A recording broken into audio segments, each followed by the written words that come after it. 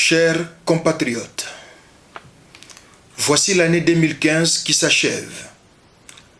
Une année mouvementée et marquée par les événements, surtout politiques, pour notre pays. Une année de démasquage et de démarquage sur la scène politique. Une année qui a ouvert plusieurs dossiers, tant politiques que socio-économiques.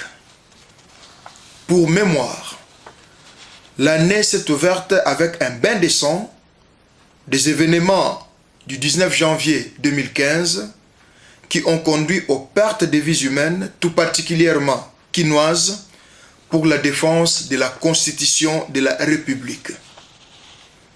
Je me permets de saluer les mémoires de ceux-là qui sont tombés. Chers compatriotes, alors que la politique et les politiques font la une, l'année 2015, une année noire pour la fonction publique congolaise, marquée par les impayements des salaires et par conséquent la destruction du tissu socio-économique de notre pays. De l'autre côté, les plébiscites de la bonne santé économique de notre pays, l'année 2015 restera l'année de tous les enjeux politiques de grande importance. Nous pourrions citer l'annonce de la fin de la législature 2011-2016, la restructuration de la CENI, diverses tentatives pour la modification de la Constitution, la loi fondamentale de notre pays, etc., etc.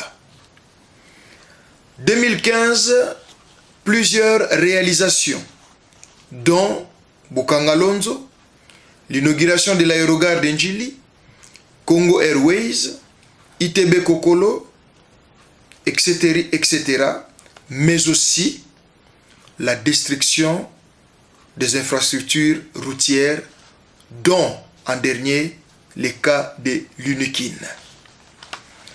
Chers compatriotes, je profite de l'occasion, vu que l'année s'achève, pour vous annoncer aussi les changements dans notre exercice politique. En effet, désormais, après un long moment de réflexion et de méditation, j'ai décidé de rejoindre l'Alliance pour la reconstruction du Congo, en sigle ARC, comme membre du comité directeur en charge des institutions et organismes internationaux basés en Suisse. Ceci est consenti et est un choix. Vu les valeurs défendues par ces partis dans sa nouvelle politique, à savoir faire du Congo un État véritablement de droit, où la démocratie sera l'outil. Une vision pour une économie qui sera la réponse aux questions sociales, une diplomatie qui remettra le Congo dans la scène internationale comme acteur, partenaire et allié. Une politique intérieure qui fera du Congo un pays où il fera bon vivre, sans crainte, ni menace, moins encore de bousculade. Je me sens à l'aise pour apporter mon expertise, ma contribution via ARC pour le Congo. Tout le plaisir est pour moi de rejoindre les trains de M. Olivier Kamitatu, le président Konde Vilakikanda, l'honorable Bruno Lapika et tous les camarades de l'ARC.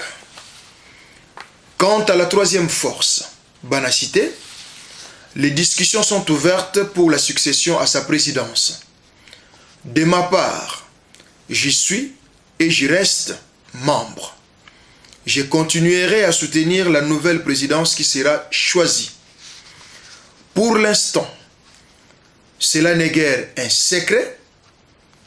La charge pour coordonner, pour préparer tous ces événements revient à M.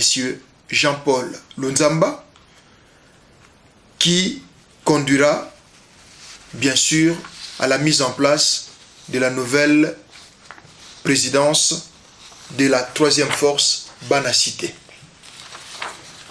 Chers compatriotes, l'espoir fait vivre, dit-on. Toute lutte donne ses fruits, mais au prix de la patience et des fois des sacrifices. Je vous souhaite une bonne et heureuse année 2016 et qu'ensemble, main dans la main, avec une ferme volonté et une nette détermination, que nous arrivions.